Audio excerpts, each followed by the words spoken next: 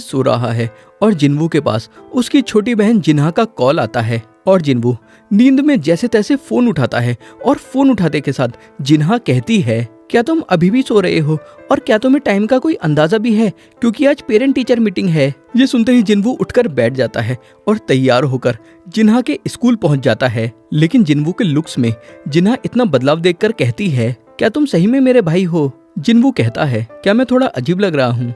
जिन्हा कहती है, नहीं सब ठीक है। फिर जब जिन्वू जिन्हा के साथ उसके टीचर से मिलने के लिए जा रहा होता है, तब रास्ते में स्कूल की लड़कियां जिन्वू के गुड लुक्स को देखकर काफी इम्प्रेस हो जाती हैं और जिन्हा जिन्वू से कहती है, तुम्हारी कोई गर्लफ्रेंड नहीं है ना, तो क्यों ना मैं तुम्हें किसी लड़की से इंट्रोड्यूस कर दूं। ये सुनकर जिन्वू जिन्हा का गाल पकड़कर खींचने लगता है। फिर अगले सीन में जिन्वू जिन्हा की टीचर से बात करता है और जिन्हा की टीचर जिन्हा की काफी ज्यादा तारीफ करती है, जो सुनकर जिन्वू को अच्छा लगता है। लेकिन फिर जिन्हा की टीचर जिन्वू से सवाल करती है कि अगर जिन्हा की एबिलिटीज आगे जाकर अवेकन हो जाती हैं, तो क्या जिन्हा को जिन्वू एक हंटर बनने देगा? ये सवाल सुनकर जिन्वू साफ साफ कह देता है कि वो जिन्हा को हंटर नहीं बनने देगा। फिर जिन्हा की टीचर कहती हैं, जिन्वू क्या तुम मेरी मदद कर सकते हो? फिर अगले सीन में जिन्वू सॉन्ग से मिलने के लिए पहुंचता है और सॉन्ग एक ई रैंक हंटर है और ये उस स्ट्राइक टीम का हिस्सा थी जिसके लीडर यू और जिन्वू थे। तभी जिन्वू सॉन्ग को एक फोटो दिखाता है, जो देखकर सॉन्ग कहती है, क्या तुम जिन्हा के बड़े भाई हो? और चाहे टीचर ने तुमसे कुछ भी क्यों ना कहा हो, लेकिन मैं वापस स्कूल नहीं जाने वाली, क्योंकि मैं एक हंटर बनने का काम नहीं छोड़ने वाली। जिन्वू कहता है, तुम एक ई रैंक हंटर हो और इससे तुम अपना गुजारा भी नहीं कर सकती और स्ट्राइक टीम का हिस्सा बनकर तुम्हारे पास थोड़ा बहुत पैसा आ गया होगा, लेकिन वो बस तुम्हारी किस्मत थी। सॉन्ग कहती है, अगर तुम मुझे ज्ञान देने के लिए आए हो तो चले जाओ, और वैसे भी तुम भी तो एक ई रैंक हंटर हो। जिन्वू कहता है, मैं तुम्हें ये समझाने के लिए नहीं आया कि तुम्हें हार मान लेनी चाहिए और चलो मेरे साथ। फिर सीन शिफ्ट होता है और अभी अभी अमेरिका से जापान में होंग डोंगसू, जो एक एस रैंक हंटर है, आया है और इसको वू जिनचुल वेलकम करता है। फिर होंग डोंगसू कहता है, मैंने कभी नहीं सोचा था कि हंटर एसोसिएशन का चीफ मुझे यहाँ पर्सनली बुलाएगा। वू जिनचुल कहता है, तुम सिर्फ उन दो लोगों से मिलने के लिए अपने देश में वापस आ गए जिसको तुमने धोखा दिया था। होंग डोंगसू कहता है, मुझसे ये बकवास मत करो कि मैं उनसे मिलने के लिए आया हूँ, और तुम्हें भी पता है कि मैं उस ई रैंक हंटर और डी रैंक हंटर के साथ क्या करने वाला हूँ, और तुम्हें क्या लगता है कि तुम मुझे रोक सकते हो, और वो भी अपनी इस घटिया एबिलिटी का इस्तेमाल करके। फिर अगले सीन में चोई जोंग इन हंटर एसोसिएशन के चीफ गो गन्ही को बताता है कि जब ये लोग मिशन पूरा करने के लिए जेजू आइलैंड की तरफ जा रहे थे, तब इन्होंने समंदर के अंदर एक आंट बीस्ट को देखा जिसके पास पंख थे, और वो आंट बीस्ट समंदर पार करने की कोशिश कर रहा था, लेकिन ज्यादा दूर नहीं उड़ पाया। लेकिन एक न एक दिन वो समंदर पार जरूर कर लेंगे। ये सुनकर गो गन्ही कहते हैं, चाहे जो भी हो, हमें सभी क्लूज के ऊपर नजर रखनी होगी। फिर सीन शिफ्ट होता है और जिन्वू एक सी रैंक डंजन के पास पहुंचकर कहता है, मिले हुए काफी समय हो गया, और यहाँ पर सॉन्ग भी जिन्वू के साथ आई है। सांगमिन, जो व्हाइट टाइगर गिल्ड में मैनेजर का काम करता है, कहता है, मुझे नहीं लगा था कि कभी भी तुम मुझे कांटेक्ट करोगे, और जिन्वू तुम्हारी रिक्वेस्ट पूरा करके मुझे अच्छा लगेगा। तभी किमचुल, जो एक ए रैंक हंटर है और इस मिशन के अंदर लीडर भी है, कहता है, बातें करना बंद करो, हम लोग पिकनिक पे नहीं आए हैं, और वैसे मुझे ई रैंक हंटर्स का ध्यान रखना बिल्कुल भी अच्छा नहीं लगता, और यहाँ पे तो 2 ई रैंक हंटर्स हैं। फिर सांगमिन इस टीम की डिटेल जिन्वू को बताता है और फिर पूरी टीम डंजन के अंदर जाना शुरू करती है, और आखिर में जिन्वू और सॉन्ग डंजन के अंदर जाते हैं। लेकिन जैसे ही जिन्वू डंजन के अंदर जाता है, जिन्वू सेंस कर लेता है कि इस डंजन के अंदर कुछ गड़बड़ है, और जैसे ही जिन्वू पलटता है, वो देखता है कि इस डंजन का गेट रेड गेट बन चुका है, और जिन्वू जल्दी से सॉन्ग को अपने साथ लेकर यहाँ से बाहर निकलने की कोशिश करता है, लेकिन बाहर नहीं निकल पाता, और कहता है, मिस्टर सांगमिन, जल्दी से बाकी हंटर्स को इसके बारे में बता दो। और फिर जिन्वू को भी ये डंजन अपने अंदर खींच लेता है, और जैसे ही ये रेड गेट वाली बात व्हाइट टाइगर गिल्ड के लीडर बेक यूनहो को पता चलती है, बेक यूनहो कहता है कि वो जल्द से जल्द वहां पर पहुंच जाएगा। फिर अगले सीन में ये डंजन एक बहुत बड़ा फॉरेस्ट बन चुका है, और इन लोगों के आसपास कोई भी डंजन गेट नहीं है, और जब सभी लोग पैनिक कर रहे होते हैं, तभी किमचुल कहता है, ये एक रेड गेट है, और रेड गेट के बारे में सॉन्ग जिन्वू से पूछती है, और जिन्वू कहता है, ये डंजन बाकी डंजनों से अलग होता है क्योंकि इसमें हमारा कनेक्शन बाहर की दुनिया से टूट जाता है, और अब कोई बाहर से भी इस डंजन के अंदर नहीं आ सकता, और यहाँ से बाहर निकलने के लिए हमें डंजन बॉस को मारना होगा। तभी अचानक इन पर हमला हो जाता है और एक बर्फ का तीर एक हंटर के चेहरे पर लगता है, जिससे वो मौके पर ही मर जाता है। लेकिन दूसरा बर्फ का तीर जिन्वू पकड़ लेता है और सॉन्ग को मरने से बचा लेता है। और यहाँ पे बस एक ही हंटर ये नोटिस करती है कि जिन्वू ने अपने हाथ से उस बर्फ के तीर को पकड़ लिया है। तभी ये लोग देखते हैं कि इन 2 आई सेल्स ने इन पर हमला किया था और जिन्वू सोचता है ये हमसे काफी दूर है, जिस वजह से हम इनको सेंस नहीं कर पाए और इन्होंने यहाँ पर सबसे 2 कमजोर हंटर्स पे हमला किया। और फिर ये 2 आई सेल्स यहाँ से चले जाते हैं। और तभी किम चुल कहता है, तुम सब लोग ये बात अच्छे से जानते हो कि हमें बाहर से कोई मदद नहीं मिलने वाली, इसलिए अगर तुम्हें सरवाइव करना है तो मेरे ऑर्डर्स को फॉलो करना होगा। और मैं भी इतने सारे लोगों को कमांड नहीं कर सकता, इसलिए हम 2 हिस्सों में बंट जाएंगे और मेरे साथ कोई भी सी रैंक से नीचे का हंटर नहीं होगा, क्योंकि यहाँ का एक दिन बाहर के 1 घंटे के बराबर है, जिस वजह से हमें डंजन बॉस को हराने में महीनों लग सकते हैं, जिस वजह से मैं कमजोर हंटर्स को अपने साथ नहीं रखना चाहता। लेकिन तभी एक फीमेल हंटर किम चुल से कहती है, क्या मैं उन लोगों को ज्वाइन कर सकती हूँ? किम चुल कहता है, ये तुम्हारी मर्जी है। और फिर ये हंटर जिन्वू के पास जाकर धीरे से कहती है, किम चुल उस तीर को नोटिस नहीं कर पाया था और तुम एक ई रैंक हंटर नहीं हो ना? जिन्वू इस सवाल का कोई भी जवाब नहीं देता, लेकिन ये हंटर सोचती है ये जरूर कोई ए रैंक हंटर है या उससे भी ऊपर। फिर किम चुल कहता है, मैं मेन रोड से जा रहा हूँ। जिन्वू कहता है, तो फिर हम जंगल से जाएंगे। और फिर ये लोग अलग अलग दिशाओं में जाने लगते हैं। फिर थोड़ा आगे जाने के बाद किम चुल अपनी टीम से कहता है, वो देखो वो आइस बियर के पंजों के निशान हैं और वो दूसरी टीम जल्द ही मर जाएगी। लेकिन अचानक इन लोगों के सामने काफी सारे आइस बियर्स आ जाते हैं और जैसे ही एक आइस बियर किम चुल पर हमला करता है, किम चुल अपनी शील्ड से उसका अटैक रोक लेता है, जिससे आइस बियर का एक हाथ टूट जाता है और किम चुल बस अपने एक ही हमले से आइस बियर के 2 टुकड़े करके उसे जान से मार देता है। और अभी दूसरी तरफ पार्क हीजिन जिन्वू से कहती है, क्या तुम देख नहीं सकते कि पेड़ों पर कितने निशान हैं? और इसका मतलब है कि ये इलाका आइस बियर का है और हमें जल्द से जल्द यहाँ से निकल जाना चाहिए। लेकिन जिन्वू कहता है, हमें जंगल की गहराइयों में जाना चाहिए, क्योंकि अगर ये इलाका आइस बियर का है तो हमारे दुश्मन सिर्फ आइस बियर हैं, जिसका मतलब है कि हमें आइस एल्फ से लड़ाई नहीं करनी पड़ेगी, जो आइस बियर से ज्यादा ताकतवर और चालाक हैं। ये सुनकर पार्क हीजिन को रियलाइज होता है कि ये गलत थी और कहती है, मैंने इस बारे में सोचा नहीं। जिन्वू कहता है, जो भी हो, लेकिन यहाँ पर ठंड बहुत है। और फिर जिन्वू अपनी इन्वेंटरी में से काफी सारे गर्म कपड़े निकाल देता है, जो पहनकर इन सबको काफी कंफर्टेबल फील होता है। और सॉन्ग जिन्वू से पूछती है, आखिर तुम हो कौन?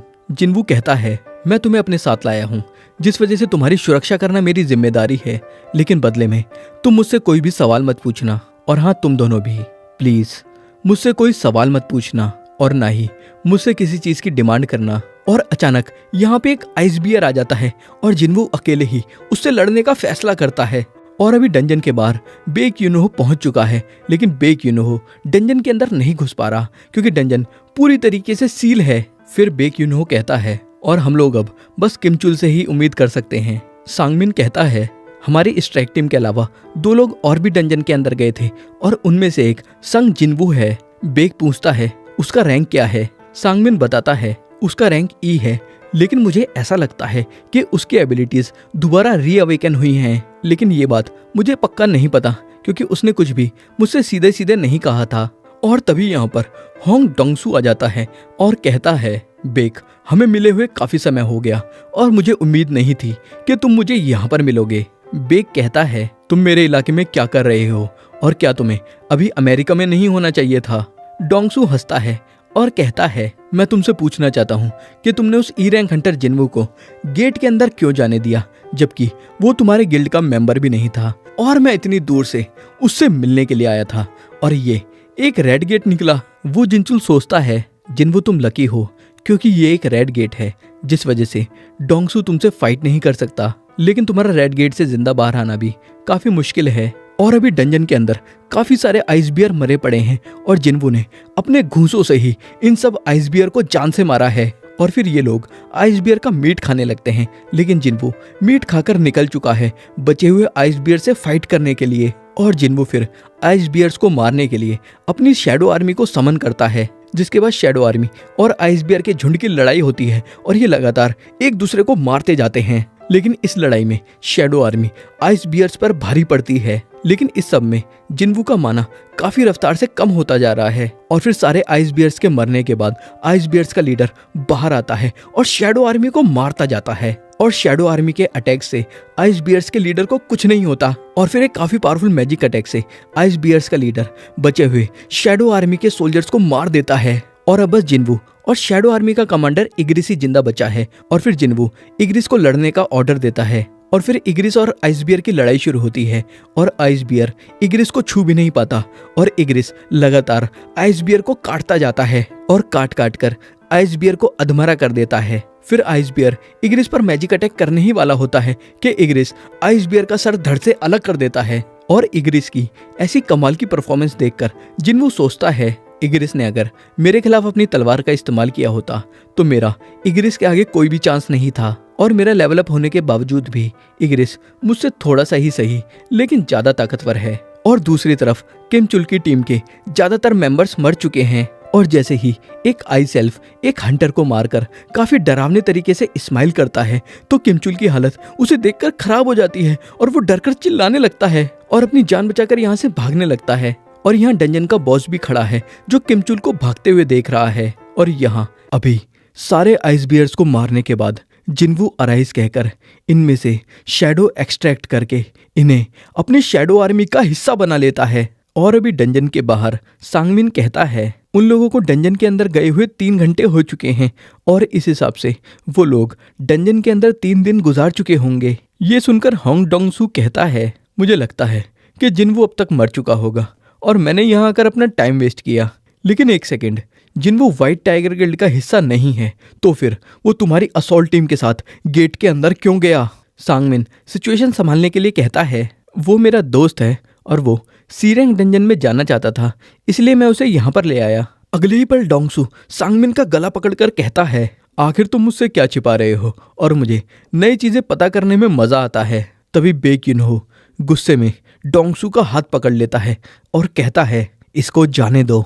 डोंगसू कहता है तुम मुझे ऑर्डर दे रहे हो और तुम बस एक छोटे से देश से एक गिल्ड मास्टर हो। और अब इन दोनों को बहुत गुस्सा आ रहा है और जो एनर्जी इनके अंदर से निकल रही हैं उससे जोर जोर से हवाएं चल रही हैं और फिर अब ये दोनों एक दूसरे से लड़ने के लिए तैयार हैं और एक दूसरे को घूंसा मारते हैं जिससे एक काफी बड़ा ब्लास्ट होता है और फिर सीन शिफ्ट होता है और अभी डंजन के अंदर किमचुल कांपते हुए चल रहा है और कह रहा है जब तक मेरे पास मेरे हथियार और सप्लाईज हैं मैं नहीं हार सकता। तभी किमचुल काफी सारे मरे हुए आइस बियर्स को देखता है और सोचता है क्या इनको उन ई रैंक हंटर्स ने मारा है? नहीं, ये नामुमकिन है और इनको भी उस आइस एल्व्स के बॉस ने मारा होगा। ये कहकर किमचुल डर के मारे यहाँ से भागने लगता है और अभी डंजन के बाहर बेक्युनहो और होंगसू के घूंसों को वू जिनचुल ने रोक लिया है और वू जिनचुल कहता है अगर आप दोनों ने अपने पंचेस को रोका नहीं होता तो अब तक मेरे दोनों हाथ टूट चुके होते। और मुझे पता नहीं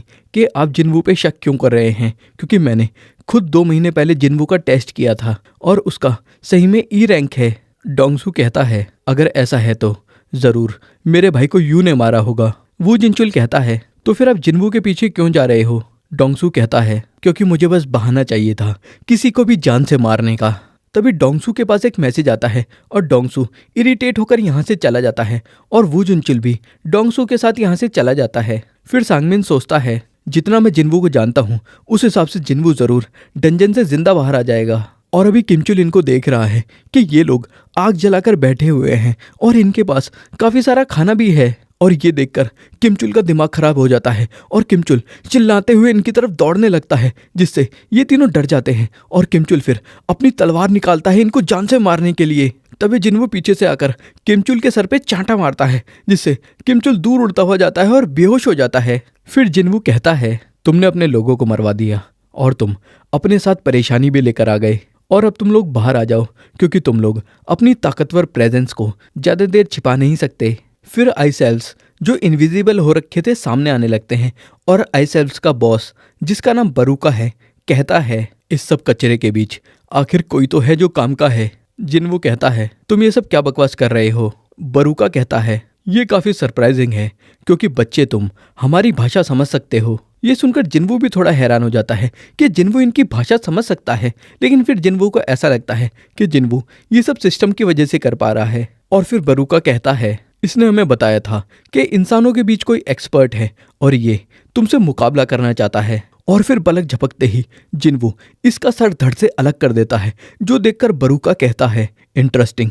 लेकिन जिन्वू जल्दी से बरूका पर हमला करता है, लेकिन बरूका जिन्वू का अटैक आसानी से ब्लॉक कर लेता है। लेकिन जिन्वू भी बरूका के घोड़े को मार देता है। और फिर बरूका कहता है, चीजें और ज्यादा इंटरेस्टिंग हो चुकी हैं, क्योंकि ये बात साफ है कि तुम इंसान नहीं हो, तो फिर तुम इंसानों के मामले में क्यों पड़ रहे हो। ये सुनकर जिन्वू थोड़ा कंफ्यूज हो जाता है, जो देखकर बरूका कहता है, लगता है कि तुमको भी नहीं पता कि तुम कौन हो, और हमारे कानों में लगातार आवाज आती रहती है कि हमें इंसानों को मारना है, लेकिन तुम्हारा मुकाबला करते हुए मुझे कोई आवाज नहीं आ रही। फिर जिन्वू सोचता है, इसको आवाज आती है बिल्कुल उसी तरह जिस तरह सिस्टम मुझको ऑर्डर देता है, और क्या इसको मेरा मुकाबला करते हुए इसलिए आवाज नहीं आ रही क्योंकि मैं एक प्लेयर बन चुका हूँ। फिर बरूका कहता है, हमें लड़ने की जरूरत नहीं है, इसलिए अगर तुम इंसानों को हमें सौंप दोगे तो हम तुम्हें जान से नहीं मारेंगे। जिन्वू पूछता है, तुम कौन हो और तुम इंसानों को क्यों मारना चाहते हो। बरूका अपने बारे में बताने ही वाला होता है,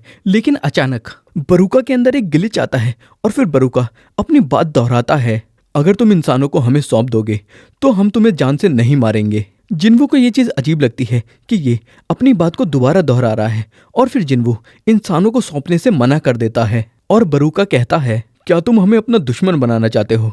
और एक बात मैं तुम्हें अच्छे से साफ कर दूं कि हमारी गिनती तुमसे काफ़ी ज़्यादा है। ये सुनकर जिन्वू मुस्कुराता है और अगले ही सेकंड शैडो आर्मी को समन करता है, लेकिन शैडो आर्मी को देखकर बरूका को कोई फर्क नहीं पड़ता।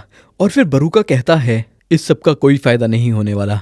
जिन्वू कहता है, देखते हैं। और फिर इनके बीच एक घमासान युद्ध शुरू होता है और ये हंटर्स यहाँ से भागने लगते हैं क्योंकि ये लड़ाई इनके लेवल से काफ़ी ऊपर है। और जिन्वू सोचता है, सोल्जर्स को मारा नहीं जा सकता, लेकिन उनको काफ़ी सारी एमपी चाहिए और लगातार मेरी एमपी कम होती जा रही है। और इस सब के अलावा उनका बॉस मुझसे ज़्यादा ताकतवर है और मैं इग्रिस की मदद से भी बॉस को नहीं हरा सकता, जिस वजह से मुझे और भी ज़्यादा कॉम्बैट पावर चाहिए। और फिर बरूका जिन्वू को अपना नाम बताता है और जिन्वू भी उसको अपना नाम बताता है। और फिर इन दोनों के बीच लड़ाई शुरू होती है और जिन्वू इसको थोड़ी टक्कर तो दे पाता है, लेकिन ये जिन्वू पर भारी पड़ता है और जिन्वू को लात मारकर दूर फेंक देता है। जिसके बाद जिन्वू मुस्कुराता है और अचानक बरूका के ऊपर काफ़ी बड़ा फायर अटैक होता है। और ये फायर अटैक जिन्वू की शैडो आर्मी ने किया है। और इस धमाके से किमचुल को होश आ जाता है और किमचुल कहता है, मैंने आखिर में जिन्वू की आवाज़ सुनी थी और उस फायर अटैक से भी बरूका को कुछ नहीं होता। और बरूका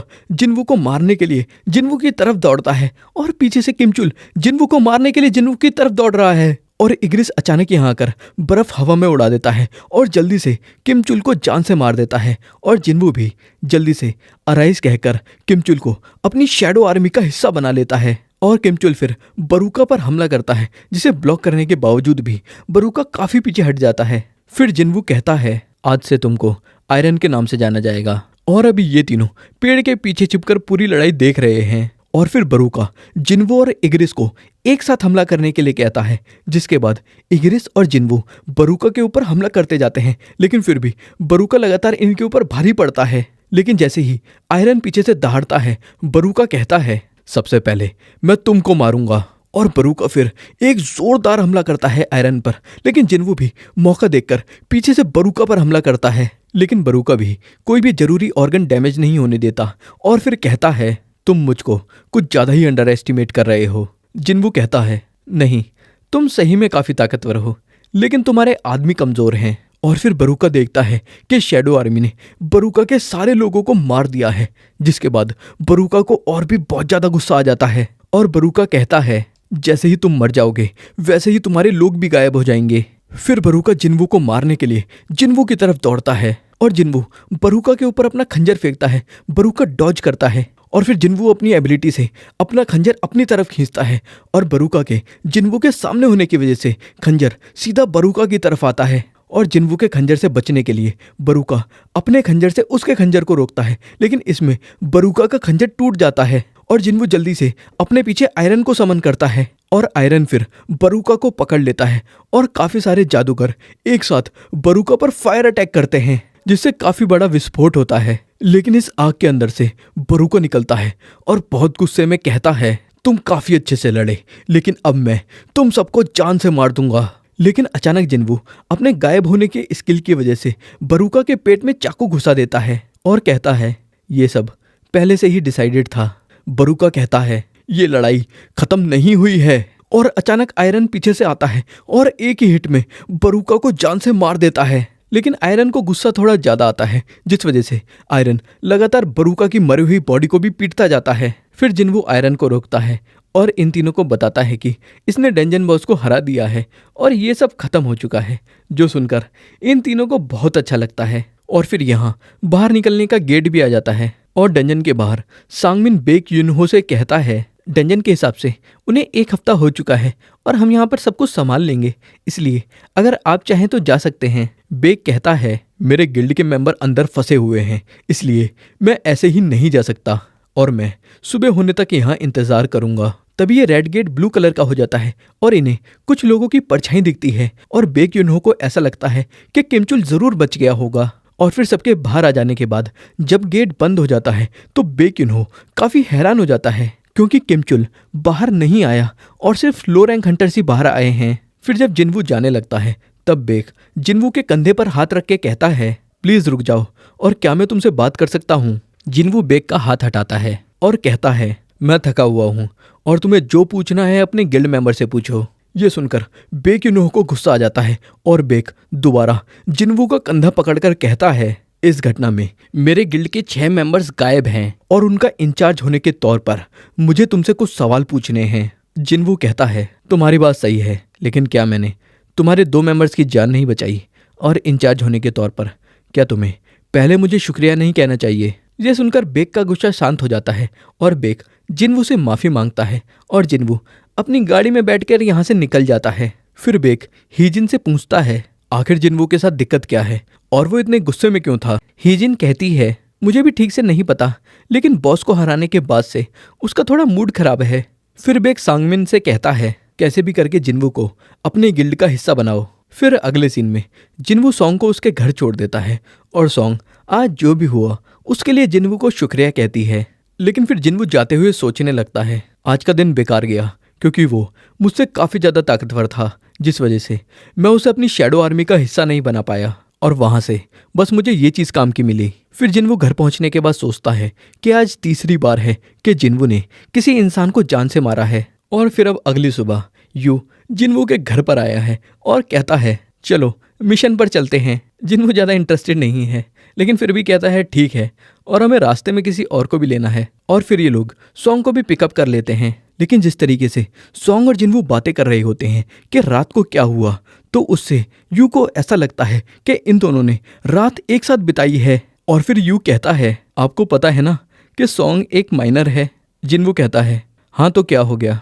यू ये सुनकर काफी हैरान हो जाता है और कहता है, नहीं कोई बात नहीं। बदना में डंजन के अंदर का सीन दिखाया जाता है, जहाँ पे यूजिन और जिंगवू दोनों आराम से बैठ के मजे कर रहे थे, क्योंकि जो शैडो आर्मी थी ना वही सारा काम संभाल ले रही थी, उनको कुछ करने की जरूरत ही नहीं पड़ रही थी। और यूजिन ना काफी ज्यादा हैरान होता है और बोलता है कि सर आखिरकार ये सब चीजें है क्या, क्योंकि यूजिन ने ना जिंगवू की शैडो आर्मी को ना पहली बार देखा था यहाँ पे। और जिंगवू बोलता है कि बस ज्यादा कुछ नहीं, ये मेरा एक नया स्किल है। और ये सुनकर ना यूजिन काफी ज्यादा हैरान होता है और बोलता है कि सर आपके पास एक ऐसा स्किल है जिसमें आप शैडो का इस्तेमाल कर सकते हो। और जिंगवू बोलता है कि वैसे हाँ तुमने सही बोला और ये काफी लंबी स्टोरी है, तो मैं तुम्हें कभी आराम से बताऊंगा इसके बारे में, और तुम फिक्र मत करो क्योंकि ये शैडो ना सारा काम संभाल लेंगे। और तभी यूजिन ना काफी ज्यादा उदास होते हुए बोलता है, सर क्या मैं एक स्टोन उठा सकता हूँ? और जिंगवू बोलता है कि क्या हुआ, तुम्हें कोई प्रॉब्लम है क्या? और यूजिन बताने लगता है कि वैसे मैं कभी भी फाइट में तो पार्ट लेता नहीं था, मैं केवल स्टोन्स को कलेक्ट किया करता था, बट अभी वो काम भी शैडो करेगी तो मैं क्या करूंगा? मुझे तो ऐसा लग रहा है कि मैं एकदम बेरोजगार हो गया। और जिंगवू ने काफी ज्यादा स्माइल करता है और बोलता है कि सच में ये बंदा काफी ज्यादा डिफरेंट है और ये मेरा इसके साथ लास्ट रेड है, तो इतना तो कर ही सकता हूँ मैं उसके लिए। और इसके बाद यूजिन ना फाइनली वहाँ पे एक स्टोन तो कलेक्ट करता है और इसी के साथ जो जिंगवू का डील हुआ था ना यूजिन के साथ 19 रेड करने का, वो कंप्लीट हो जाता है। और इसके बाद हमें यूएसए का ना एक ए रैंक डंजन दिखाया जाता है और उस डंजन के अंदर एक एडवेंचरर ना एक इंसान को देखने के बाद ना काफी ज्यादा हैरान होता है और उस इंसान ने ना अकेले ना उसके सारे साथियों को मार दिया था। और वो बंदा सोच रहा था कि भाई ये कोई बीस्ट है या फिर क्या है, और काफी ज्यादा डरते हुए सोचता है, मुझे लगा ही था कि इस डंजन के अंदर कुछ ना कुछ गड़बड़ है, क्योंकि जब से हम इसके अंदर आए हैं हमें यहाँ पे एक भी बीस्ट नजर नहीं आया। और मुझे कभी भी नहीं लगा था कि मुझे कोई ऐसा बीस्ट इसके अंदर देखने को मिलेगा। और जो माना इसके अंदर से निकल रहा है ना भाई, वो ए रैंक लेवल से तो काफी ज्यादा अप है। और इसके बाद वही बंदा ना उस एडवेंचर के पास जा रहा होता है और वो एडवेंचर की तो एकदम हालत खराब थी, मतलब कि खत्म सा था भाई वो एकदम। और वो बंदा बोलता है कि तुम बिल्कुल भी फिक्र मत करो, मैं तुम्हें कुछ नहीं करने वाला, और साथ ही तुम्हारा साथी भी मरे नहीं है, वो बस बेहोश है। और अगर तुम लोग मेरे ऊपर अटैक नहीं किए होते ना तो मैं तुम्हारे साथ कुछ भी नहीं करता। और मैं तुम्हें कब से बता रहा हूँ कि मैं मॉन्स्टर नहीं हूँ, और मैं तुम्हें बता रहा हूँ बट तुम्हें समझ में नहीं आ रहा। और मैं वैसे बता दूं कि मैं कोरियन हूँ और मुझे घर पे वापस जाना है। और इसके बाद फाइनली जिंगबू और यूजिन ना पार्टी कर रहे होते हैं क्योंकि भाई वो आखिरी रेड भी खत्म हो गया था। और इसके बाद जिंगबू बोलता है कि आखिरकार तुम आगे क्या करने वाले हो। और यूजिन बताता है कि वो ना गिल मास्टर बनने का ना रिटर्न एग्जाम लेगा, और साथ ही फादर के साथ जो भी मामला था ना उन सभी चीजों को भी सुलझाऊंगा मैं। और जिंगबू अपने मन में सोच रहा था कि मेरे पास अब काफी सारे पैसे आ गए हैं और इससे मेरी लाइफ काफी ज्यादा आसान हो जाएगी, बट मुझे काफी ज्यादा लेवल अप करना है। मेरा मेन टारगेट तो यही है ना बस। और मेरा जो गोल था वो कंप्लीट हो चुका है और ये रिलेशनशिप अब आगे बढ़ाने का ज्यादा कुछ फायदा नहीं है। और इसके बाद जिंगबू ना अपनी चाबी देखता है डीमन कैसल वाली और कुछ सोचने लगता है। और तभी यूजिन बोलता है कि सर आपका फ्यूचर प्लान क्या है। और जिंगबू बताता है कि तुम ना अभी कुछ टाइम तक मुझे नहीं देख पाओगे क्योंकि मैं कहीं जाने वाला हूँ अभी कुछ टाइम के लिए। और इसके बाद यूजिन बोलता है कि सर वैसे भी मुझे पता है कि मैं आपके लिए एक सरदर्द ही था। और जिंगबू को ना काफी ज्यादा बुरा लगता है क्योंकि भाई काफी ज्यादा बढ़िया बंदा था यार यूजिन। और इसके बाद वो पूछता है कि आखिरकार तुम मेरे बारे में क्या सोचते हो। और यूजिन बताता है कि मैं और मेरे बड़े भाई के बीच में ना 10 साल का डिफरेंस है और साथ ही वो मुझे कुछ ज्यादा खास पसंद भी नहीं करता। बट सच बताओ तो आप काफी ज्यादा अच्छे हो, आपने मेरी काफी बार मदद की है और आपने मेरी जान काफी बार बचाई है, साथ ही मेरे गोल्स को अचीव करने में मेरी मदद की है और आप मेरे बड़े भाई से भी बढ़ के हो। और ये बात सुनने के बाद ना जिंगबू काफी ज्यादा हैरान हो जाता है। और जिंगबू भी बोलता है कि अच्छा ठीक है, तो तुम मुझे अपना बड़ा भाई मानते हो तो मैं भी तुम्हें अपना छोटा भाई मानता हूँ। और ये बात सुनकर ना लिटरली भाई यूजिन वहाँ पे काफी ज्यादा रोने लगता है और बोलता है कि सर क्या प्लीज मैं आपसे एक बार गले मिल सकता हूँ। और सच में भाई वो काफी ज्यादा रो रहा था ना, इसलिए काफी ज्यादा फनी सीन लग रहा था वो एक तरह से देखने में। और ये न्यूज ना काफी स्पीड से फैलने लगा ताकि एक डेंजन के अंदर से ना लो रैंक हंटर जिंदा बच के बाहर निकले और हाई रैंक हंटर सभी मर गए। और इस चीज को लेकर ना बाक यूनहू के ऊपर ना काफी ज्यादा सवाल उठाए जा रहे थे, बट बाक यूनहू बता देता है कि ये बाई एक्सीडेंट हो गया और उस मैटर को ना वहीं पे क्लोज करवाने की कोशिश करते हैं।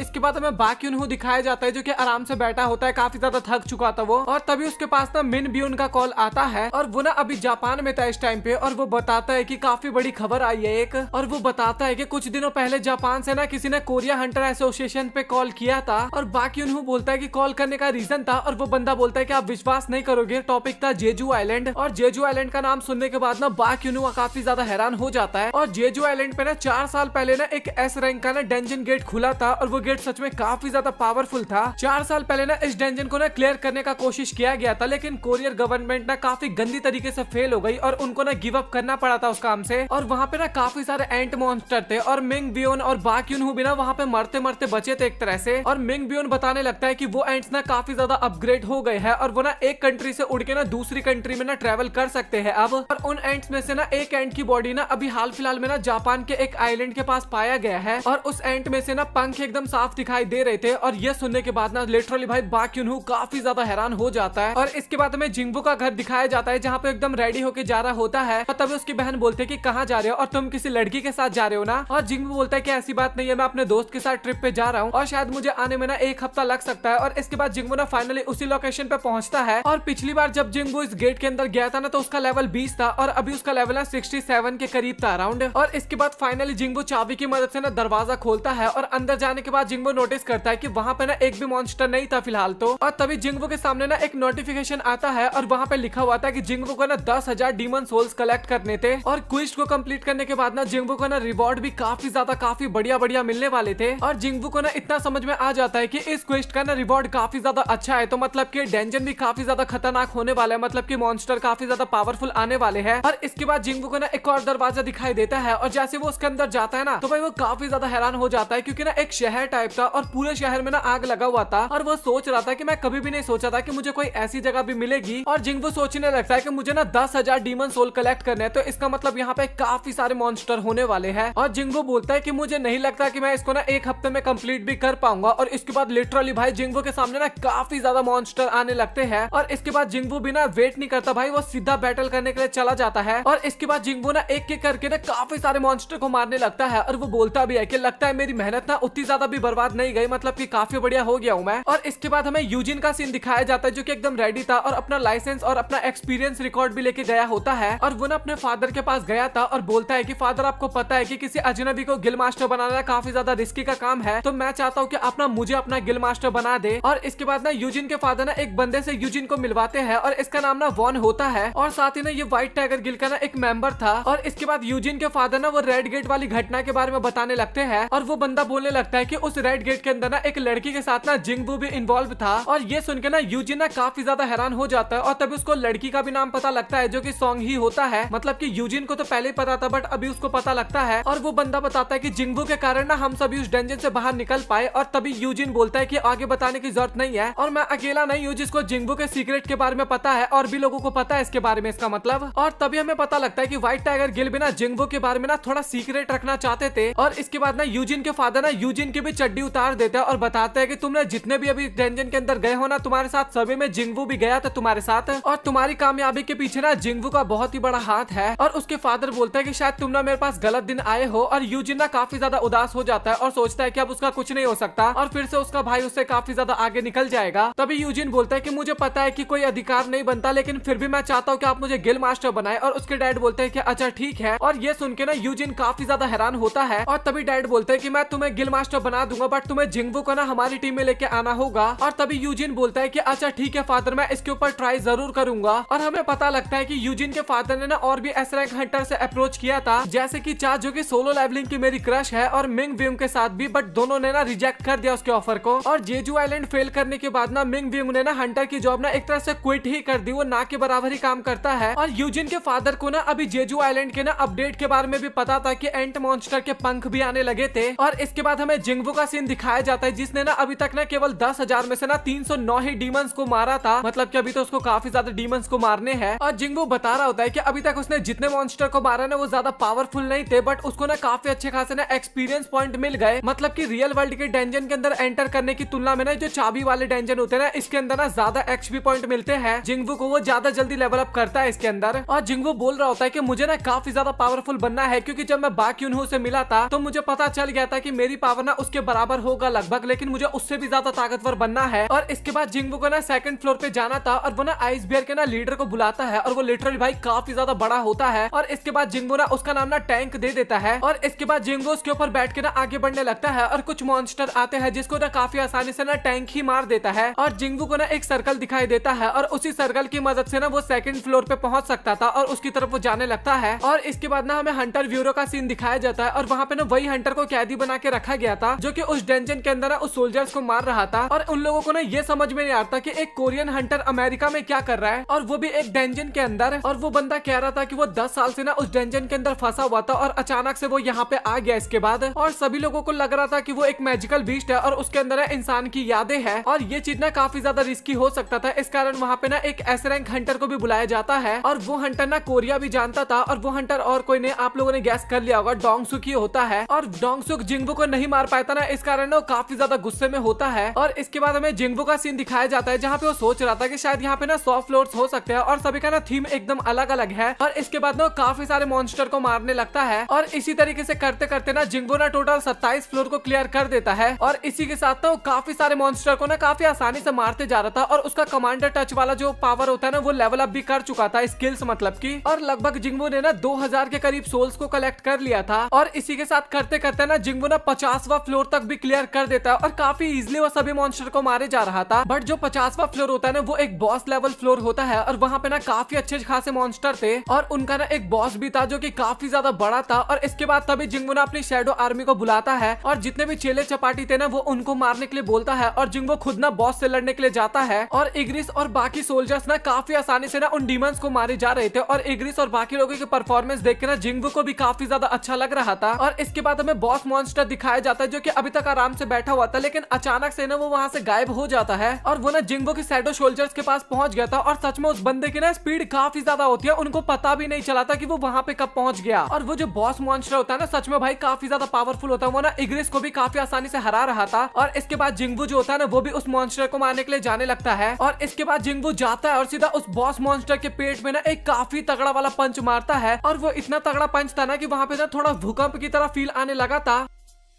तो बस यार इस एपिसोड जिंगवू भी अपनी ताकत देख के ना काफी ज्यादा हैरान होता है और सोचता है कि मुझे लगा नहीं था कि वो इतना दूर जाके गिरेगा, और साथ ही वो अपने स्टैट्स को भी चेक करता है जो कि काफी ज्यादा बढ़ चुके थे। और इसके बाद वो बॉस मॉन्स्टर जो होता है ना वो फिर से खड़ा हो जाता है और अपनी पावर को बढ़ाने लगता है अपने स्किल्स की मदद से। और इसके बाद वो मॉन्स्टर ना जिंगवू की तरफ अटैक करने के लिए दौड़ता है और जिंगवू को पता था कि भाई वो उसके अटैक को बिल्कुल भी सहन नहीं कर पाएगा। और इसके बाद वो आयरन की तरफ चिल्लाता है और आयरन ना अपना शील्ड जो था ना वो जिंगवू की तरफ देता है। और इसके बाद वो डीमन जैसे अपने वेपन से अटैक करता है, तभी जिंगवू ना शील्ड को बीच में अड़ा देता है और इस कारण वो अटैक से बच जाता है। बट वो अटैक इतना ज्यादा पावरफुल था ना कि फिर से वहाँ पे जमीन हिलने लगता है और वो मॉन्स्टर एक बार अटैक करके छोड़ता नहीं है बल्कि लगातार काफी बार वो मारते रहता है। और जिंगवू के पास ना मौका ही नहीं मिल रहा था अटैक करने का, और वो सोचता है कि वो मॉन्स्टर जैसे अपना बैट को ऊपर करेगा ना तभी वो उसके ऊपर डायरेक्ट अटैक करेगा। और इसके बाद जैसे वो मॉन्स्टर अपने बैट को ऊपर करता है ना तभी जिंगवू अपने डैगर की मदद से ना उसके ऊपर अटैक करने के लिए जाता है। लेकिन वो मॉन्स्टर भी ना काफी ज्यादा दिमागदार था, वो ऊपर से अटैक कर रहा था ना, बट वो इस बार ऊपर से अटैक नहीं करता बल्कि ना अपने एंगल को ही चेंज कर लेता है और वो जिंगवू की तरफ अटैक करने वाला था। और जिंगवू को भी पता था कि भाई उसका खेल तो खत्म होने वाला है यहाँ पे। और इसके बाद तभी जिंगवू के दिमाग में ना एक आइडिया आता है और वो अपने डैगर को ना पीछे की तरफ फेंकता है और तभी वो ना अपने कमांडर टच टेक्निक का इस्तेमाल करता है और इस बार वो डैगर की तरफ ना खुद ही खींचा चला जाता है और इस कारण वो उस मॉन्स्टर के अटैक से बच जाता है। और जिंगवू ना अपने मन में सोचने लगता है कि मैं ना अपने डैगर की मदद से ना इसके ऊपर अटैक तो कर सकता हूँ बट वो इसके ऊपर ज्यादा असर नहीं करने वाला और मुझे ना कैसे भी करके इसकी स्पीड को रोकना होगा। और इसके बाद तभी जिंगवू को ना वहाँ पे एक टूटी हुई बिल्डिंग नजर आती है और इसके बाद ना वो उस तरफ भागने लगता है और उसके साथ ना वो मॉन्स्टर भी भागने लगता है। और इसके बाद तभी जिंगवू ना सीधा उस बिल्डिंग के ऊपर चढ़ जाता है और सीधा उस मॉन्स्टर के ऊपर ही फेंक देता है उस बिल्डिंग को। और इसी का फायदा उठा के ना जिंगवू ना अपने डैगर की मदद से ना उस मॉन्स्टर के ऊपर अटैक करने के लिए जाता है और तभी सीन शिफ्ट हो जाता है और हमें मिस्टर आहान को दिखाए जाते हैं और साथ ही वहाँ पे मिस पर्क भी होती है और वो दोनों ना जिंगवू को ढूंढ रहे थे बट उनको कहीं पे भी नहीं मिल रहा था जिंगवू। और वो लोग जिंगवू के घर पे भी गए थे और वहाँ से उनको पता लगा कि जिंगवू ना 7 दिन के लिए ट्रिप पे गया है और लास्ट टाइम ना वो एकदम जंगल के बीच में पाया गया था और ये देखा जाए तो काफी ज्यादा स्ट्रेंज था। और तभी मिस पर्क बोलते हैं कि मेरे हिसाब से तो जिंगवू सर को किसी ने किडनैप कर लिया होगा। और तभी मिस्टर आहान बोलता है कि भाई तू पागल वागल है क्या, उसको किडनैप करना ना एकदम नामुमकिन सा काम है और अगर करना भी होगा ना तो उसके लिए काफी सारे हंटर्स की जरूरत पड़ने वाली है। इसके बाद अगेन हमें डीमन कैसल का सीन दिखाया जाता है जहाँ पे बॉस मॉन्स्टर का ना पत्ता तो अब कट चुका था और बॉस मॉन्स्टर को हराने के कारण ना उसको काफी सारे आइटम्स मिलते हैं जैसे कि वो ना एक ईयर रिंग को पहनता है और ये ना एक एस रैंक का आइटम था और इसके कारण 20 स्ट्रेंथ और हेल्थ बढ़ जाती है। और इसके बाद एक मैजिकल ऑर्क भी मिलता है और इसके कारण ना वो किसी भी मैजिकल बीस्ट का ना पावर 2 गुना बढ़ा सकते थे, मतलब कि मैजिक यूजर का पावर को। और इसके बाद तभी ना इग्रिस ना जिंगवू के सामने ना काफी सारे मॉन्स्टर के सर लेके आता है और उसके आगे ना अपने घुटने टेक देता है और जिंगवू बोलता है कि भाई तूने ये सब करना बंद कर दे क्योंकि तुझे देख के ना वो भी ये सारा काम करने लगता है। और हमें आयरन भी दिखाया जाता है जो कि एक काफी बड़े मॉन्स्टर को जिंगवू की तरफ लेके आ रहा था और एक तरह से जिंगवू ना आयरन के शील्ड के कारण बच भी गया था। और तभी उसको रियलाइज होता है और वो ना मेजेस को अपने पास बुलाता है और वो जो ऑर्क होता है ना वो मेजेस को दे देता है और वो ना फायर अटैक करने के लिए बोलता है। और जब वो मेज फायर अटैक करता है ना एक बिल्डिंग की तरफ, सच में भाई वो अटैक काफी ज्यादा पावरफुल होता है, एक ही अटैक में ना बिल्डिंग डिस्ट्रॉय हो जाता है और सच में जिंगवू उस पावर को देख के ना काफी ज्यादा हैरान हो जाता है। और इसके बाद हमें यूएसए का सीन दिखाया जाता है जहाँ पे वाइंग डोंग सुक ना फाइनली वहाँ पे आ चुका था और वो बोलने लगता है कि भाई ये सच में काफी ज्यादा हैरानी की बात है, ये एक ऐसा मैजिकल बीस्ट है जो कि इंसानी भाषा जान सकता है और वो भी फनी बात यह है कि कोरियन भाषा। और वो बंदा बोलता है कि भाई देख तेरे को कोई भी शक है ना मेरे ऊपर तो तू आराम से मेरा डीएनए टेस्ट कर सकता है। और डोंगसुक भी बोलता है कि जैसा तू चाहता है वैसा तो हर काम नहीं हो सकता ना, क्या पता तू इंसान बनने का बहाना कर रहा हो और वैसे तू एक मैजिकल बीस्ट हो। और डोंगसुक बोलता है कि तुम्हें ना हमारी बात सुननी होगी और वो बंदा भी ना हाँ बोल देता है वहाँ पे उनकी बात सुनने के लिए। और तभी डोंगसुक बोलता है कि तुमने कहा कि तुम 10 साल तक डेंजन के अंदर थे और आखिरकार तुम 10 साल तक डेंजन के अंदर कर क्या रहे थे और क्या तुम ज़ॉम्बी तो नहीं हो ना। और वो बंदा वहाँ पे मना करता है और इसके बाद डोंगसुक बोलता है अच्छा तुम मुझे ये बताओ कि एक बंदा जो कि मारा जा चुका है डेंजन के अंदर तो क्या फिर वो वापस आ सकता है। और वो बंदा ना मना कर देता है कि ऐसा नहीं हो सकता।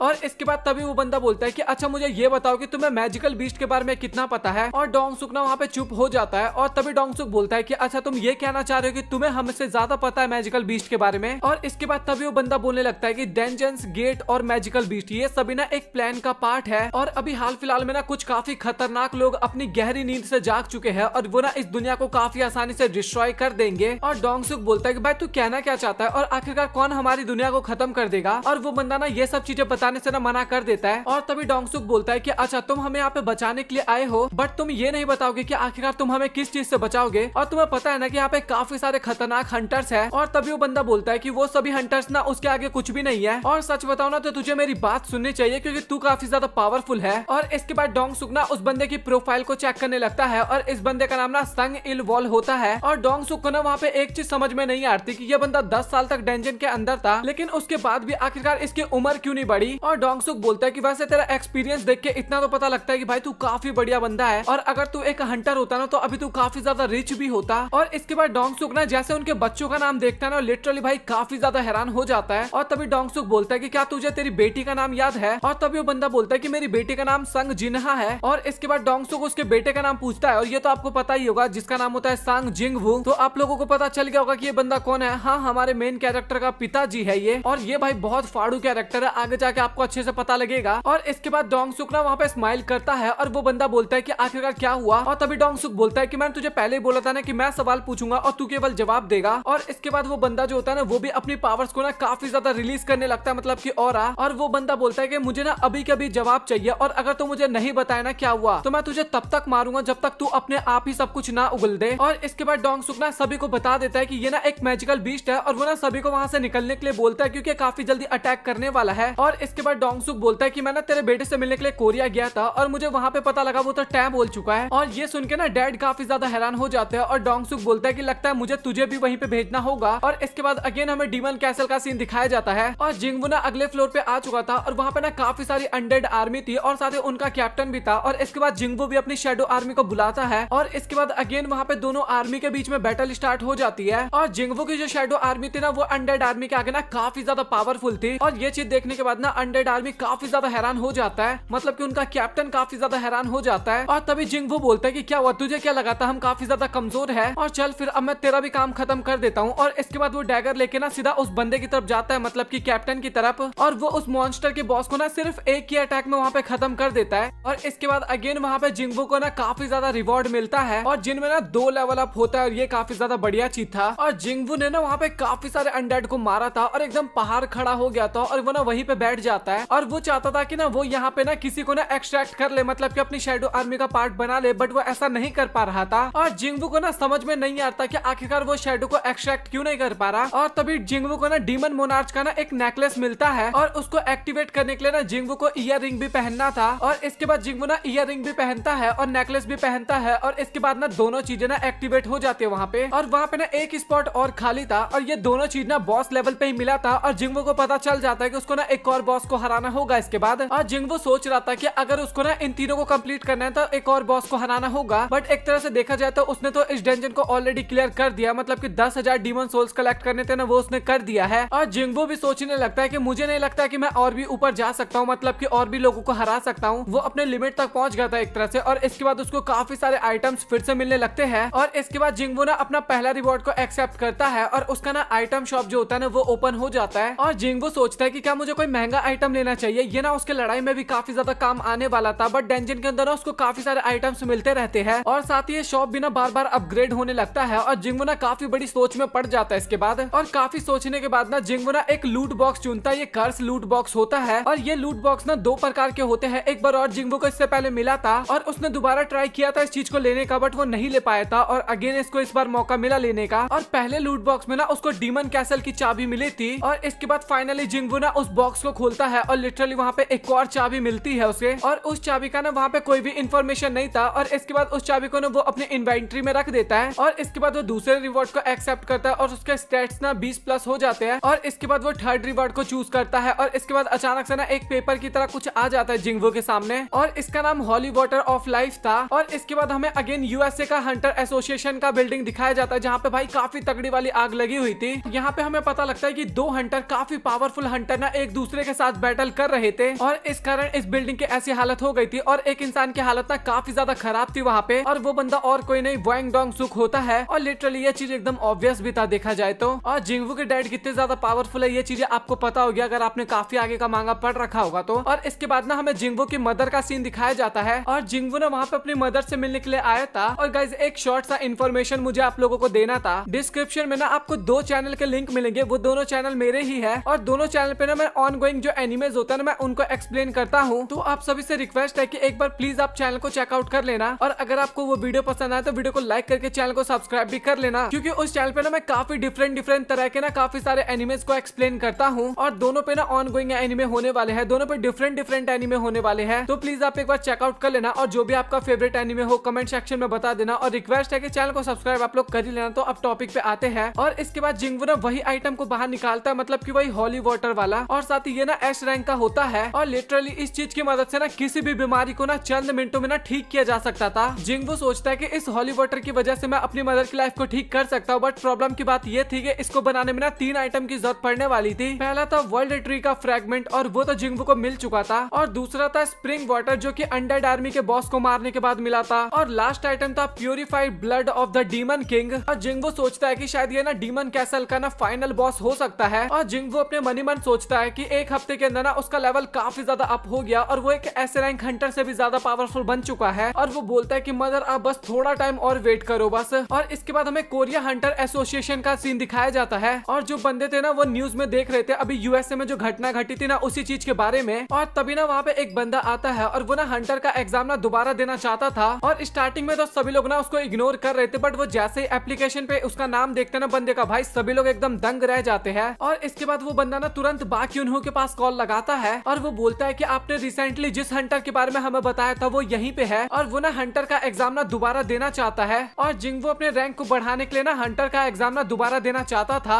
और इसके बाद जिंगवू ना अपनी बारी का वेट कर रहा था, और काफी सारे हंटर्स थे ना वो भी री एग्जाम देने के लिए आए थे। और वहाँ पे एक हंटर ना काफी ज्यादा बकवास कर रहा था कि भाई तुम लोग फिक्र मत करो क्योंकि तुम सभी का रैंक अप हो सकता है, और साथ ही तुम काफी अच्छे गिल में भी जा सकते हो, और छोटे मोटे गिल जो होते हैं ना काफी ज्यादा खतरनाक होते हैं एक तरह से। और बस तुम इस चीज का ध्यान रखना कि तुम्हें ई रैंक ना मिल जाए, इस कारण तुम्हारा करियर खराब हो सकता है। और एक बंदा ना वहाँ पे और भी काफी ज्यादा डर जाता है इसके बाद, और बोलने लगता है कि मुझे ना किसी बड़े गिल में जाना होगा, अगर मैं ऐसा नहीं कर पाऊंगा ना तो मैं अपने कर्जे को नहीं चुका पाऊंगा, और साथ ही मैं अपने बेटे के साथ भी नहीं रह पाऊंगा, किसी भी हालत में मुझे सी रैंक तो चाहिए ही होगा। और जिंगवू भी सोचने लगता है कि हंटर का रैंक ना काफी ज्यादा इंपॉर्टेंट होता है, क्योंकि एक बार रैंक डिसाइड हो जाता है ना उसके बाद कोई बंदा कितनी भी मेहनत कर ले लेकिन उसका कुछ फायदा नहीं होता। मिस्टर सॉन्ग काफी बढ़िया तलवारबाज थे, लेकिन उसके बाद भी वो मिस्टर कैंग को नहीं हरा पाए। और जब मैं ई रैंक का हंटर था तो मैं भी किसी काम का नहीं था एक तरह से। इसके बाद ना हमें काफी फनी सा सीन दिखाया जाता है जहाँ पे जो बंदा काफी ज्यादा डायलॉग मार रहा था ना कि तुम्हें ई रैंक नहीं लाना चाहिए, तुम कमजोर मत होना, भाई उस बंदे का खुद का ई रैंक आता है एग्जाम क्लियर होने के बाद। और लिटरली भाई काफी ज्यादा फनी सीन था मेरे लिए। और ये सुन के ना दूसरा बंदा और भी ज्यादा घबरा जाता है, और जब उसकी बारी आती है ना तो जिंगवू को बताने लगता है कि भाई सच में मुझे अभी काफी ज्यादा डर लग रहा है और तुम चाहो तो पहले जा सकते हो। और जिंगवू ना आगे चला भी जाता है, और उसका नाम सुनने के बाद ना उन सभी को पता लग जाता है कि पहले ना ये ई रैंक हंटर था। और जिंगवू बोलता है कि मुझे रीटेस्ट देना है, बट वो स्टाफ ना ज्यादा ध्यान नहीं देती उसकी बात पे, और वो ना बड़े से गोले पे हाथ रखने के लिए बोला जाता है उसको। और जिंगवू ना वहाँ पे हाथ रखता है, लेकिन उस गोले में ना अचानक से एक एरर आ जाता है, मतलब की मशीन में, और उस लड़की को ना कुछ भी समझ में नहीं आता, और एक बार अगेन उसको हाथ रखने के लिए बोलती है और अगेन वहाँ पे एरर आ जाता है। और इसके बाद तभी वहाँ पे उनका बॉस आ जाता है, वो बोलने लगता है कि मैं यहाँ पे इसलिए आया हूँ क्योंकि मुझे बाकी उन्होंने यहाँ पे आने के लिए बोला था और इस बंदे पे नजर रखने के लिए बोला है। और इसके बाद जैसे वो बंदा सिस्टम में एरर देखता है ना भाई वो लिटरली काफी ज्यादा हैरान हो जाता है इसके बाद। और तभी वो बंदा बोलता है कि आखिरकार तुम कितने टाइम से यहाँ पे काम कर रही हो, लड़की को बोलता है, और लड़की बताती है कि लगभग 6 महीने से। और तभी वो अपने मन में सोचने लगता है कि लास्ट टाइम ना 2 साल पहले ना एक लड़की एस रैंक हंटर बनी थी, और शायद उसके बारे में ना इस लड़की को कुछ भी नहीं पता होगा। और इसके बाद वो बंदा ना चॉय को वहाँ पे बुलाने के लिए बोलता है, और लड़की को तो कुछ समझ में नहीं आता कि भाई यहाँ पे हो क्या रहा है, मुझे तो कुछ बताओ। और वो बंदा बोलने लगता है कि इसमें सिस्टम की कोई भी गलती नहीं है, हमारा जो माना मीटर है ना वो इस बंदे के माना को ही नहीं नाप पा रहा, इस बंदे के पास इतना ज्यादा माना है। और लिटरली भाई यहाँ पे जिंगवू ने ना एस को कब का क्रॉस कर चुका है, यानी कि कोरिया का ना 10वां एस रैंक का हंटर है, और एस बोल रहे भाई बट ये एस को भी क्रॉस कर चुका है लगभग। और इसके बाद मिस्टर चॉय ना चिंचुल से बात कर रहे थे कि आखिरकार वांग डोंगसुक यहाँ पे कोरिया में किस लिए आया था, और उस रेड गेट इंसिडेंट के पीछे कहीं डोंगसुक का तो हाथ नहीं था ना। और चिंचुल वहाँ पे मना कर देता है, डोंगसुक ने सर्वाइवर की मदद कुछ भी नहीं की थी और मैं पूरे टाइम उनके साथ ही था एक तरह से। मुझे सब चीजों के बारे में तो नहीं पता, बट मुझे एक बंदे के ऊपर काफी ज्यादा डाउट है, और यहाँ पे भी जिंगवू की ही बात हो रही थी एक तरह से, बट वो सोचता है कि मैं नहीं बताऊंगा उनके बारे में। और तभी चॉय बोलता है कि अच्छा तो तुमने डिसाइड किया कि तुम उसके बारे में मुझे नहीं बताओगे, कोई बात नहीं, मुझे समझ में आता है सारी चीजें, बट मैं अभी जेजू आइलैंड के इंसिडेंट के बारे में ना थोड़ा सा इंटरेस्टेड हूँ। और तभी चिंचुल बोलता है कि अभी तो फिलहाल हमें एक ही चींटी की लाश मिली है, बट अगर वो बढ़ता है ना तो हम वहाँ पे हंटर्स को भेजेंगे। और चॉय भी बोलता है कि जरूर हम भी तुम्हारी इसमें काफी ज्यादा मदद करेंगे। और इसके बाद वो सोचता है कि अंदर ना आज कुछ ज्यादा ही शोर शराबा हो रहा है, और चिंचुल को ना वहाँ पे कुछ भी समझ में नहीं आता, और चॉय थोड़ा स्पेशल बंदा था, समझ रहे हो ना आप लोग। और चिंचुल बोलता है कि अच्छा ठीक है तो फिर मैं अंदर देख के आता हूँ, लेकिन चॉय ना उसको रोकता है और बोलता है कि तुम मत जाओ, मैं खुद ही जाता हूँ। और इसके बाद हमें जिंगवू का सीन दिखाया जाता है जहाँ पे बंदा बोलता है कि हमें ना एडवांस माना मीटर का इस्तेमाल करने के लिए ना हाई रैंक का ना परमिशन चाहिए होगा, तो क्या आप प्लीज यहाँ पे 3 दिन बाद आ सकते हैं। और ये सुन के ना बाकी लोग वहाँ पे काफी ज्यादा हैरान हो जाते हैं, और उन लोगों को पता चल चुका था कि ये बंदा ना एक एस रैंक का का हंटर है। और इसके बाद तभी वहाँ पे एंट्री होती है हंटर गिल्ड का लीडर मिस चॉय का।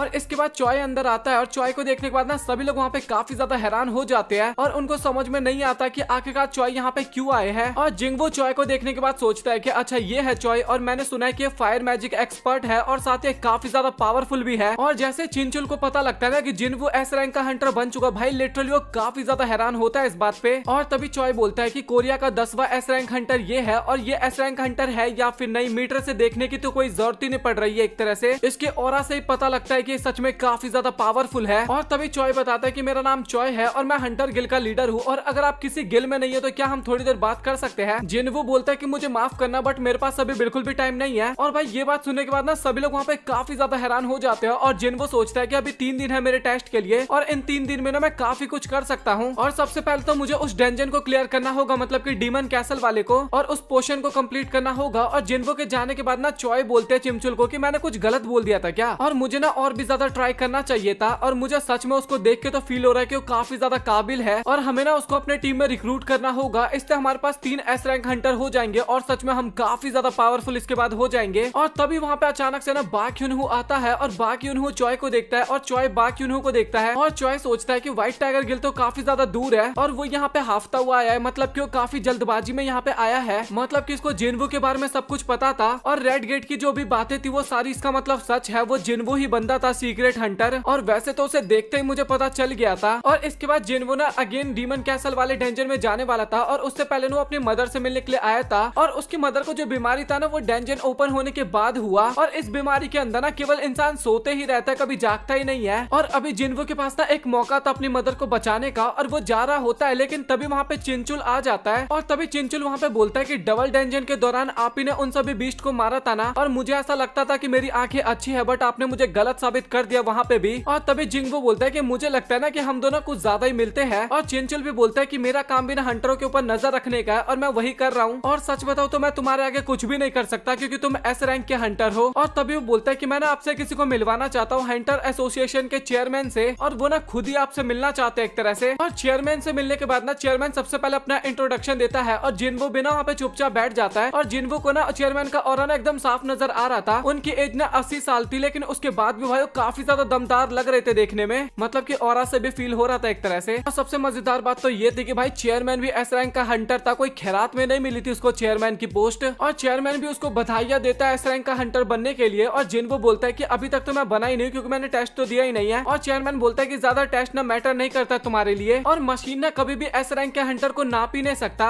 अगर नापना होता ना तो वो उसी टाइम पे नाप लेता। और तभी जिंगवू बोलता है कि अगर ऐसी बात है तो मुझे दोबारा एग्जाम देने की जरूरत ही क्या है, और ऐसे एग्जाम लिया ही क्यों जाता है। और तभी चेयरमैन बताता है क्योंकि हमें आप जैसे हंटर से मिलना भी तो होता है, नहीं तो हमें कैसे पता चलेगा कि कोई एस रैंक का हंटर भी है। और सच बताओ तो अभी हमें काबिल हंटर की काफी ज्यादा जरूरत है चॉय जैसे, क्योंकि सभी एस रैंक हंटर ना केवल पैसे के पीछे भागते हैं और फेम के पीछे एक तरह से। और सच बताओ तो हम लोग ना ये सारी चीजें उन हंटर्स को नहीं दे सकते, तो इसीलिए ज्यादातर एस रैंक के हंटर जो होते हैं ना वो एसोसिएशन को ज्वाइन ही नहीं करना चाहते। और चिंचुल हमारे उन्हीं वफादार हंटर्स में से एक है जो कि हमारे एसोसिएशन के साथ काम कर रहे हैं। और तभी चेयरमैन बोलता है कि हम ना आपको पैसा तो ज्यादा नहीं दे सकते बट हम आपको वो दे सकते हैं जो कि आपको चाहिए। और जिनवू बोलता है कि आपके कहने का मतलब क्या है, मतलब कि एसोसिएशन आपको वो ताकत दे सकता है जो कि आप ढूंढने की कोशिश कर रहे हो। और ये सुनने के बाद ना जिनवू थोड़ा हैरान हो जाता है। अब जिनवू क्यों हैरान